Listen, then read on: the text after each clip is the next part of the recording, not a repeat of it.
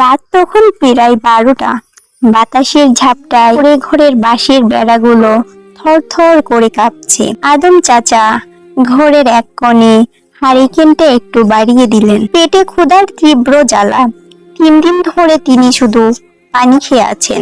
ঘরের ছোট্ট সিন্ধুকে রাখা আটার পাত্রটিও আজ একদম শূন্য। আদম চাচা দীর্ঘ শ্বাস ফেলে ভাবলেন, হয়তো আজই আমার শেষ রাত। কিন্তু তার ঠোঁট দুটো কাঁপছিল এক পবিত্র জিকিরে, ইয়া রাজ্জাকু, ইয়া রাজ্জাকু, হে রিজিক দাতা। তিনি অজু করে এসে জায়নামাজে দাঁড়ালেন। বয়সের ভারে দাঁড়িয়ে থাকাটা তার জন্য কষ্টের, তবুও তিনি পরম মমতায় নামাজ শুরু করলেন। সিজদায় গিয়ে তিনি বিলাপ করে বলতে লাগলেন, হে আমার মালিক, দুনিয়ার সব দরজা আমার জন্য বন্ধ হয়ে গেছে।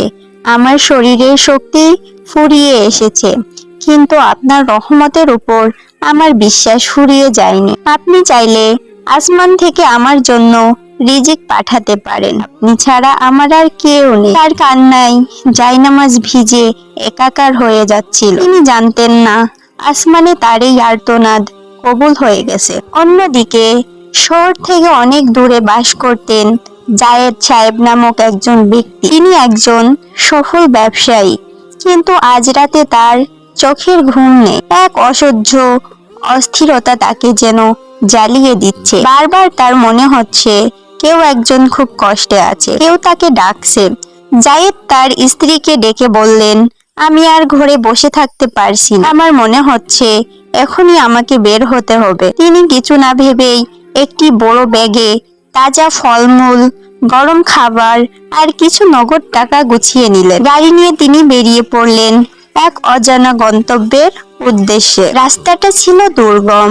ঝড়ো বৃষ্টির কারণে সামনে কিছুই দেখা যাচ্ছিল না। হঠাৎ জায়েদ সাহেবের গাড়ির চাকা পাহাড়ের কাদার মধ্যে আটকে গেল। তিনি গাড়ি থেকে নেমে সাহায্য খুঁজতে লাগলেন। দূরে একটি ক্ষীণ আলো দেখে তিনি সেদিকে এগিয়ে গেলেন। সেটি ছিল আদম চাচার সেই জীর্ণ কুঁড়ে ঘর। জায়েদ দরজায় টোকা দিলেন। আদম চাচা দরজা খুলে দেখলেন এক আগন্তুক দাঁড়িয়ে আছে। জায়েদ চাচাকে জড়িয়ে ধরে হাউমাউ করে কেঁদে দিলেন। তিনি বললেন, চাচা, আমি জানি না আপনি কে, কিন্তু আজ রাত থেকে এক অদৃশ্য শক্তি আমাকে তাড়া করে আপনার কাছে নিয়ে এসেছে। এই নিন আপনার রিজিক। আদম চাচা খাবারের ব্যাগটি হাতে নিয়ে আকাশের দিকে তাকালেন। তার চোখে তখন বৃষ্টির পানির চেয়েও বড় হয়ে দেখা দিল কৃতজ্ঞতার অশ্রু। তিনি বললেন, হে আল্লাহ, কখনো তার বান্দাকে একা ছাড়েন না, শুধু ধৈর্যের পরীক্ষা নিন।